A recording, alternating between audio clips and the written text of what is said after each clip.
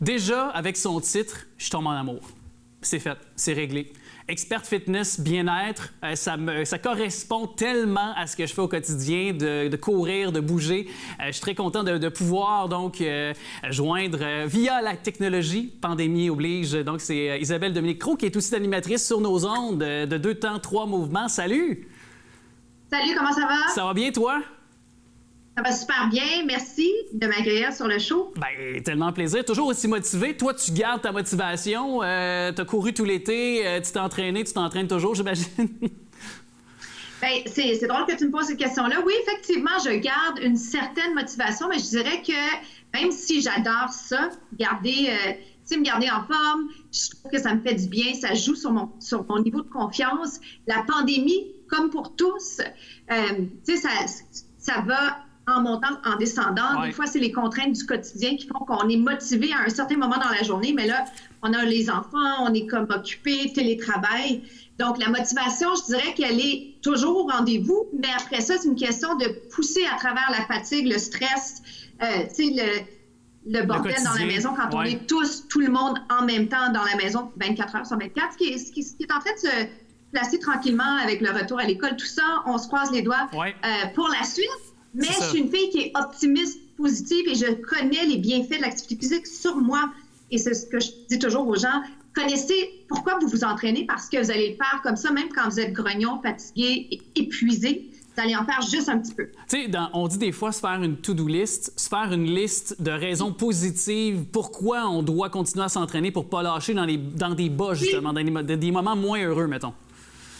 Oui, je dirais que quand on sait pourquoi on le fait, tu sais, des fois, les gens sont comme « Ouais, tu sais, c'est pour ma santé. » Oui, mais ça, c'est pas un facteur motivant au quotidien parce que généralement, si on n'est pas pire en santé, on est tellement, tu sais, occupé, étourdi que c'est pas ça qui va nous motiver. Ce qui va nous motiver, c'est se sentir bien dans nos vêtements, avoir de l'énergie. Tu sais, on paye cher là, pour avoir de l'énergie dans des boissons quelconques, dans la caféine, toutes ces façons d'aller chercher de l'énergie qu'on paye, alors qu'on peut le faire au quotidien en faisant un minimum d'activité physique, qu'on soit ou non passionné par le mouvement. Puis toi, tu me parlais t'es un fan de la course. Oui, on n'est pas obligé de toujours faire 12 km, mais si tu peux faire un 5, ben yes, tu sais, c'est ça de plus de fait, check sur ta liste, puis tu es beaucoup plus satisfait à la fin de la semaine parce que tu n'as peut-être pas fait le 12 à chaque fois que tu aurais aimé le faire, mais tu as fait le 5 ou le 6, ou tu as pris la marche, tu as sorti ton chien. Ou tu es sorti plus souvent, tu sais, justement, moi je cours de 5 à 6 fois semaine, donc il y a une journée ou deux que je me donne de répit, mais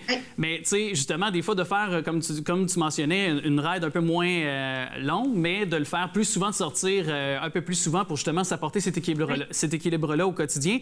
Puis justement, parce que là, en période de pandémie, il y a eu ces derniers temps la réouverture des gymnases.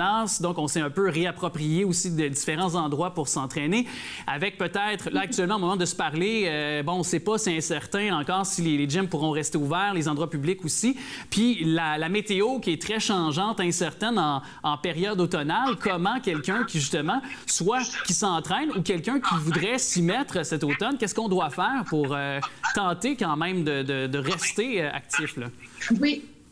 Bien, j'ai plein de réponses. Je dirais que la première, c'est juste de s'assurer qu'on le fasse. Tu sais, que ce soit 10, 15, 20 minutes dans une journée, que ce soit de la marche, transport actif, si on est à l'aise là, de prendre du transport actif présentement, être en mouvement d'une manière ou d'une autre. Si on peut, tu sais, avoir la discipline de faire un sport, et si ce sport peut être présentement actif, tu sais, si ça fonctionne présentement de jouer un sport d'équipe, par exemple, je sais que c'est pas partout.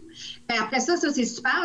Mon grand conseil, c'est vraiment il ne faut pas acheter l'équipement avant de faire l'activité parce que c'est facile, c'est d'aller s'acheter le plus beau kit de yoga. C'est facile d'aller s'acheter la petite mini trampoline puis après ça, elle ramasse la poussière. L'équipement, puis je dis c'est facile. C'est pas si facile que ça pour la payer, mais tu sais, c'est facile de sortir sa carte. Je ris parce que j'ai le kit. Quand je cours, j'ai les souliers qui matchent avec...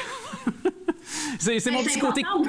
C'est important, mais toi, tu l'as fait la course. Oui. Je fais un petit clin d'œil à ceux qui sont comme « Ah oui, OK, là, je m'abonne au gym. » OK, parfait. Es-tu allé au gym?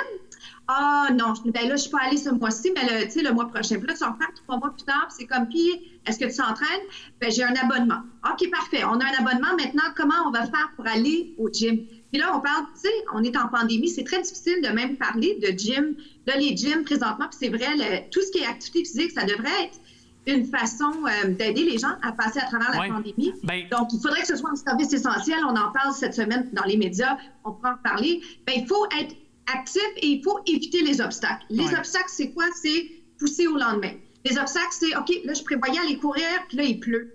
Bon, OK, j'ai-tu un vêtement de pluie qui va me permettre d'y aller, puis pas dire, j'y vais pas. Donc, peut-être, est-ce que le faire en famille aussi? On sort les enfants, on sort avec le chum. Tu sais, de temps en temps, peut-être qu'en période de confinement, ça réarrive. On peut peut-être se donner aussi un petit peu de période de temps tout seul parce que ça maintient l'équilibre dans la maison. Ça, c'est une autre affaire, mais de le faire en famille, ça se donne un challenge ensemble, là.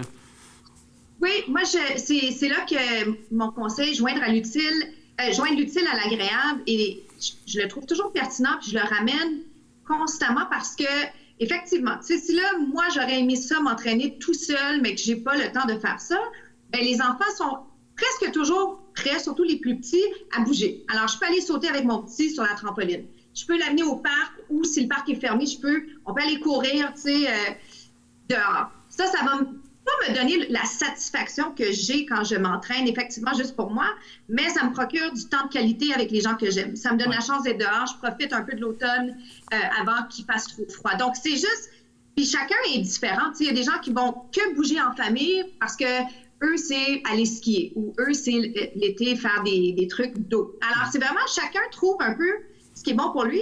Il faut penser à soi parce qu'il faut que ce soit quelque chose qu'on aime. Puis ça, c'est le défi de ceux qui ne savent pas qu'est-ce qu'ils aiment faire pour le mouvement.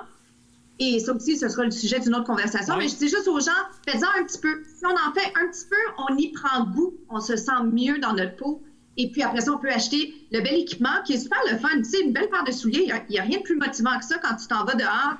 Des beaux souliers, une bonne playlist, puis tu t'en vas courir. Bien, en tout cas, il y a une chose qui est certaine, c'est que payer plus cher pour des équipements comme justement une bonne paire d'espadrilles pour aller courir, moi, j'ai vu la différence. Je ne pouvais pas aller à Nashville. Fait que j'ai dit, Colin, m'a investir pour des bons souliers, puis ça a fait toute la bonne différence.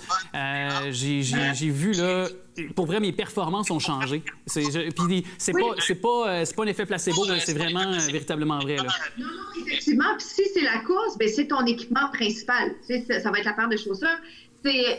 Puis, dépendant tu parles de débutant, tranquillement intermédiaire, avancé, nos besoins changent au niveau de l'équipement aussi. Puis maintenant, ce qui est merveilleux, c'est qu'on peut acheter de l'équipement presque neuf un peu partout, seconde main. On peut acheter des trucs chez différents commerçants un peu réduits. Alors, c'est juste de s'assurer qu'on ne va pas vers un produit qui est beaucoup trop de qualité pour un sport qu'on n'est même pas sûr qu'on va aimer. Exact. On est beaucoup mieux juste de commencer. Hey, merci beaucoup. C'est tout le temps qu'on a. Si on veut joindre l'utile à l'agréable, j'ai du bois de corde accordé chez nous. Je t'attends. Parfait. On se donne un rendez-vous. Merci. Merci à toi.